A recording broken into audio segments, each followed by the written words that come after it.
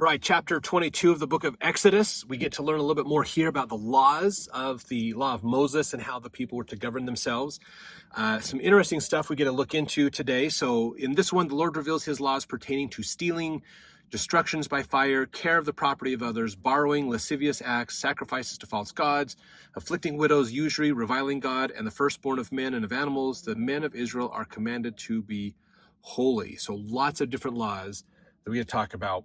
Now, remember, as we discussed in the last chapter, that there's usually foundation principles that are given, and then we got to get into the case law, which is how do we apply these foundational principles to lots of different incidences that can happen in life. That's how law is built, basically.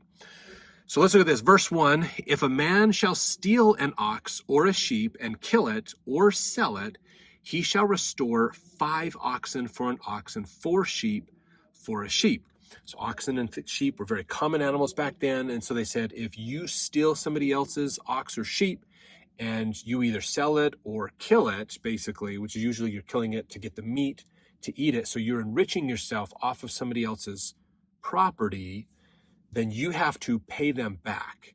And you're not just paying them back one ox, oh, I killed your ox, so I'm going to give you one of mine. No, they say in here, actually, you're going to restore 5 oxen. So there's a punitive penalty that you will pay to take one ox from somebody else.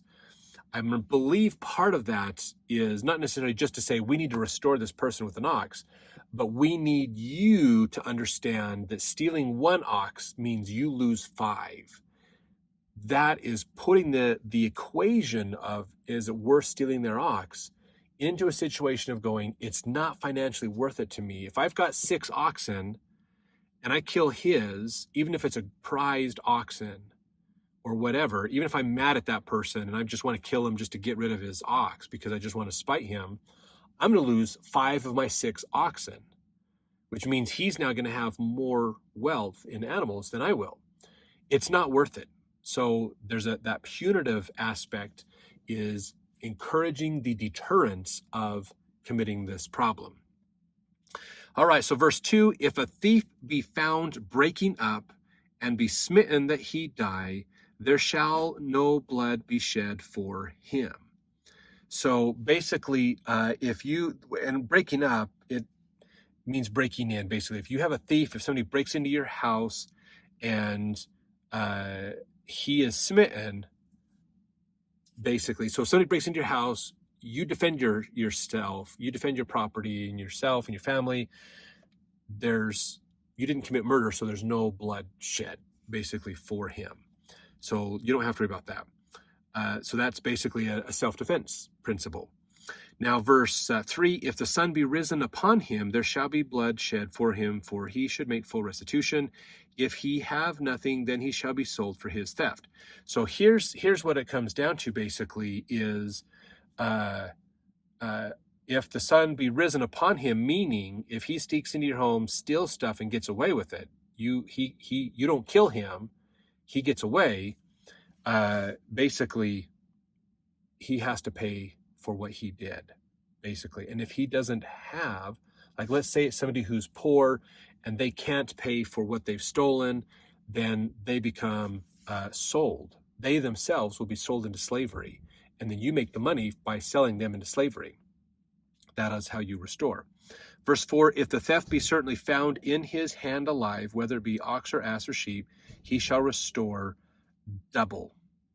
So that's now, if he stole from you, he gets to give you, if he stole a sheep, he gives you 2 sheep back, basically. And if he can't, then he's sold into slavery. So that's how the law works, basically. So again, there's a punitiveness to this, to say not just you have to restore back what you took, but now you, instead of going, oh, look, I think we're unequal, so I'm going to steal from this person to try to either do this or, do this. Now you lose a lot more and they're going to gain a lot more because of it. So there's a punitiveness where your life is going to suffer and their life is going to be enriched because of it.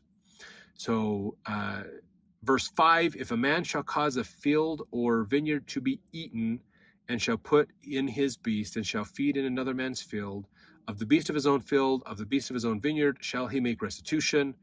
So basically, if you let your animals graze in somebody else's land and it eats all their plants and stuff, then there's a restitution to be paid. You have to compensate for the loss of whatever your animal eaten, basically. Verse 6, if fire break out and catch in thorns, so that the stacks of corn or the standing corn or the field be consumed therewith, he that kindled the fire shall surely make restitution. So if you start a fire and it consumes your neighbor's field, you're going to be paying your neighbor, compensating them for the loss of that field and that crop that they had. Verse 7, if a man shall deliver unto his neighbor money or stuff to keep, and it be stolen out of the man's house, if the thief be found, let him pay double. So again, thief, if you pay, you get paid something and then your stuff gets stolen, then whoever stole it will pay you double. So there's the law is punitive, from what we learn in here, basically. Of last chapter, we talked about some of the capital punishments that were there to lose your life on. Now we're learning a little bit more about some of you don't lose your life, but you're going to be put in a more negative situation, and the other person is going to end up being in a better situation because of this. So verse 8, if the thief be not found, then the master of the house shall be brought unto the judges to see whether he have put his hand unto his neighbor's goods. So this is kind of interesting, kind of going back to basically, if a man shall deliver unto his neighbor money or stuff to keep, and it be stolen, that's what they're talking about here, basically in verse 7 and 8. So verse 8 is more of, look, if your neighbor gave you stuff and then you got that stuff stolen, you got to go before the judge. If you don't know you can't catch the thief, then they're just going to make sure that it's not that you didn't need to give that back to your neighbor, basically. And I think part of that's going to be thinking about, oh, I'm going to borrow something from my neighbor. Oh, look, it suddenly gets stolen conveniently, and I'm off the hook for it. That's what they're trying to look at and make sure there's no loophole in the law here that you can use to steal your neighbor's stuff legally. I think that's what that verse is meaning. Verse 9, let's see.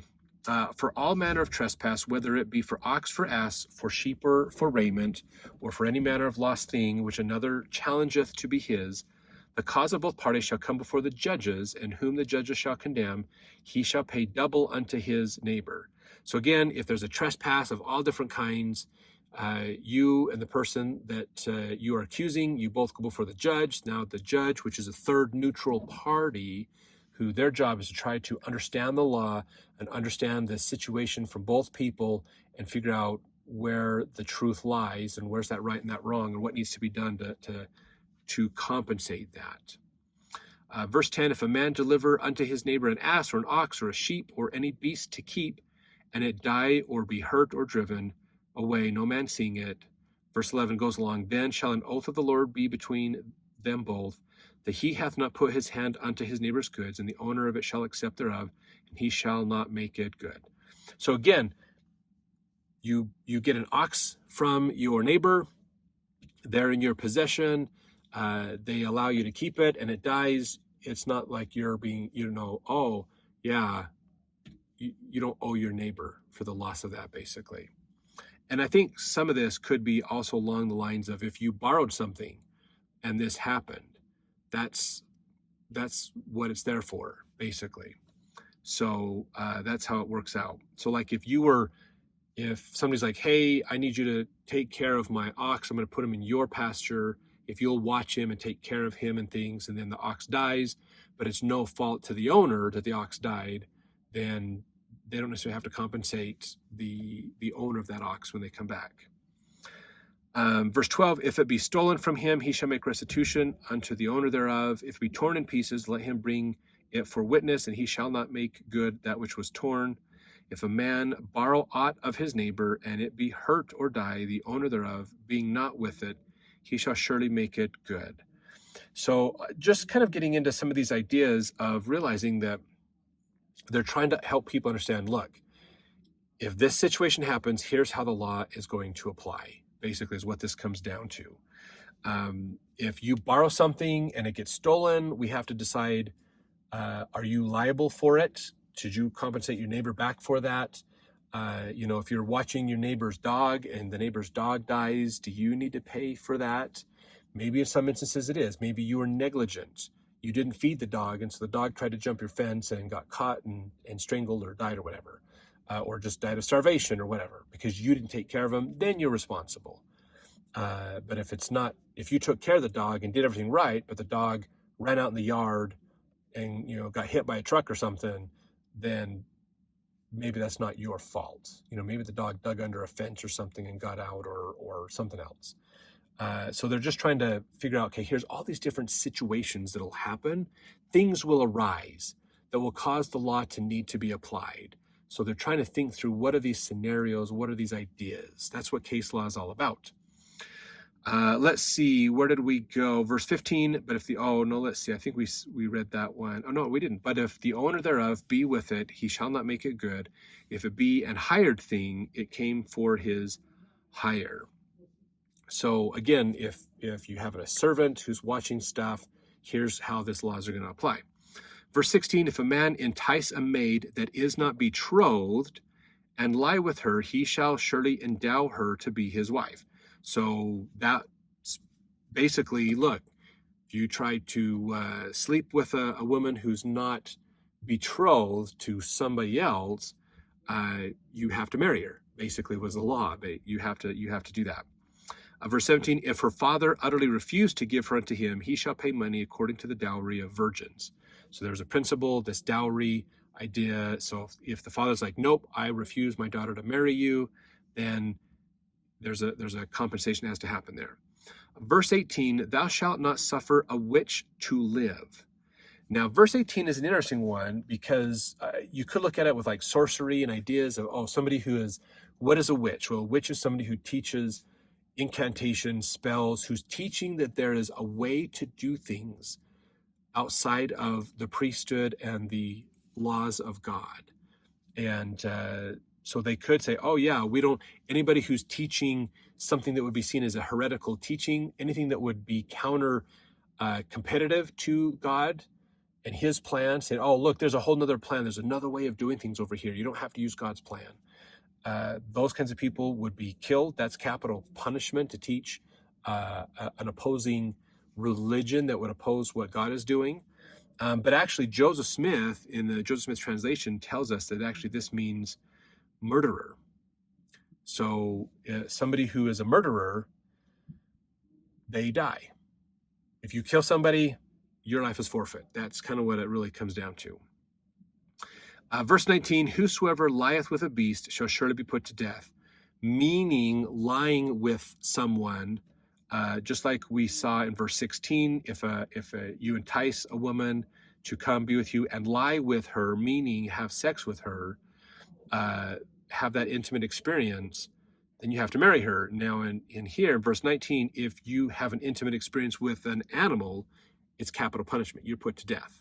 So that was very frowned upon back then. You don't do anything with that. Verse 20, he that sacrificeth unto any god, save unto the Lord only, he shall be utterly destroyed. So again, don't have any gods before me. If you worship another god that's not the Lord God, then it's capital punishment, basically. You're out. Verse 21, thou shalt neither vex a stranger nor oppress him, or like Gentile. In fact, if you look at Bible Dictionary, it references this for Gentile. For ye were strangers in the land of Egypt. So now we're learning, okay, you can't treat strangers bad. Now, this is an important one because we learn from Abraham's time that it was a very common philosophy among some of the wealthier cities back then, like Sodom and Gomorrah and some of the other ones, that they would treat strangers terribly, absolutely terrible. So go back in Genesis and look up those videos, and you can learn more about Sodom and Gomorrah and what happened back then. But strangers were treated terrible, the whole Master Mahan principle. So this is important to look at because it's talking, really, this is getting to the idea of a person's life is very valuable, very important. Life is important, and we should honor and be sacred about someone else's life. So we're not, your point is if they're a stranger, you shouldn't treat them bad, because and he puts in here a qualifier that you were strangers once in Egypt. So you've been a stranger before, so let's treat everybody equally. Let's be fair and nice. That do unto others as you'd have them do unto you type of idea. Verse 22, ye shall not afflict any widow or fatherless child. Again, don't pick on widows or don't pick on kids who do not have fathers. That would be bad, because those are usually the minority groups or poor parts of the community, the parts of the community who need more help. We shouldn't be subduing them or pushing them down, basically. We should be nicer to them. So really, there's a lot of good stuff for us to just learn of good principles and ideas in our life that Moses was telling the children of Israel, this is how you're going to live. Verse 23, if thou afflict them in any wise, and they cry at all unto me, I will surely hear their cry. So here's something interesting about this verse. This is saying that if you persecute, if you harass and tease any of these people I've talked about, the widows, the fatherless, the strangers, and they pray to me going, I am being persecuted, I, God, am going to hear their cries. Very important. Now, in verse 24, and my wrath shall wax hot, and I will kill you with the sword, and your wives shall be widows, and your children fatherless. So if you mess with any of these people, if you treat them bad, okay, you are going to answer to me. That's what God's saying here. He's stepping up for strangers, for widows, and for children who are fatherless. He's stepping up going, I will oversee the vengeance of them if you try to tease and hurt them. That makes you think twice about persecuting people, doesn't it? Pretty wild. Verse 25, if thou lend money to any of my people that is poor by thee, thou shalt not be to him as an usurer, neither shalt thou lay upon him usury. Now, the word usury is in the Bible dictionary. You can look that up to learn more. The whole idea of this concept of usury is basically you can lend money to people and have an agreement to get compensated back in some way or whatever. But it shouldn't be something that burdens these people unnecessarily. That is the important point. That's the usury point of it, basically, is realizing that you can loan money or stuff to people. You can do trade. But when it becomes a point where it negatively impacts the life of that person, that's where we cut this line off, basically. That would be nice to have more of these days, of these kinds of principles, honestly. So there's a couple examples coming in here. Verse 26, if thou at all take thy neighbor's raiment to pledge, thou shalt deliver it unto him by at the sun goeth down. For that is his covering only, it is his raiment for his skin, wherein shall he sleep? And it shall come to pass when he crieth unto me, I will hear, for I am gracious.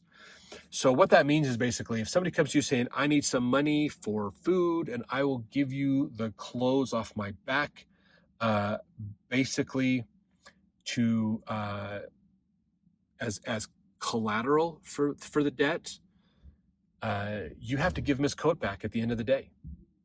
Basically, you can't hold his coat for longer because that would negatively impact him. A lot of people who were homeless, that coat was their way of staying warm and protecting themselves from the elements.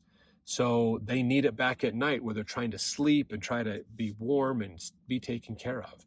And so you can't do that. So you had to give their collateral back at the end of the day. So you, as somebody who is giving out money, you're probably not going to give more than what you can get compensated for in that day because you're going to lose your collateral. Because you need to be, and again, the whole point of this isn't to, if we look at this from that Master Mahan principle concept that we talk about early in Genesis, the point of these laws and principles are to preserve life, not ruin life. And so taking their stuff and not allowing them to have help is a bad thing. We need to be focused on helping them more than focus on getting our money or our compensation back. That's kind of, I think, really that's what this is, the concept and idea that's coming in with this. Verse 28, thou shalt not revile the gods, nor curse the ruler of thy people. So this is, you can't revile the gods, so you shouldn't get mad at God. You shouldn't curse the ruler of your people. You should honor and respect the ruler of your people. That's important. We would call that one Article of Faith 12, if you will. Verse 29, thou shalt not delay to offer the first of thy ripe fruits, and of thy liquors, the firstborn of thy sons shalt thou give unto me. So this is going into that idea of sacrifice, law of sacrifice. You shouldn't delay to give up your first fruits. If that's part of your sacrifice, is giving the fruit that you are growing, you shouldn't delay. You shouldn't be, oh, I'll wait and I'll pay that later. I'll set this aside and I'll pay it later.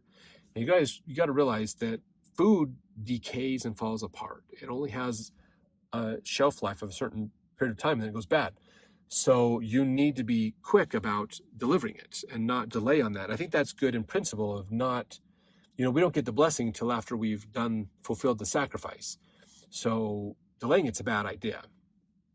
Now the word liquors in here is something that's important to look at. This is more not alcohol, fermented fruit, but also grape juice. It means the fruit, the juice of the fruit that you have, basically. So the term liquors is, and this is something that happens a lot through the Bible, is they talk about the fruit of the vine.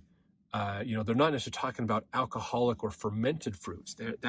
This means everything from your just fruit juice all the way up to your fermented fruits.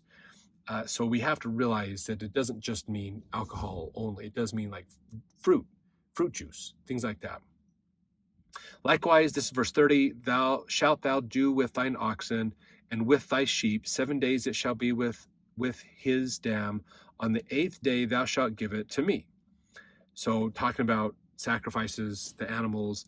Verse 31, and ye shall be holy men unto me, neither shall ye eat any flesh that is torn of beasts in the field. Ye shall cast it to the dogs. So be holy men. So there is a principle where God is now saying, I expect you to meet a certain level. I expect you to be holy men. You need to act in a way that is representative of your office, the priesthood, of representing God to the people. So he expects us to be good and to meet that level of expectation of doing good things. And so forth. So some really interesting ideas we get to learn there. We'll see you in the next chapter for more.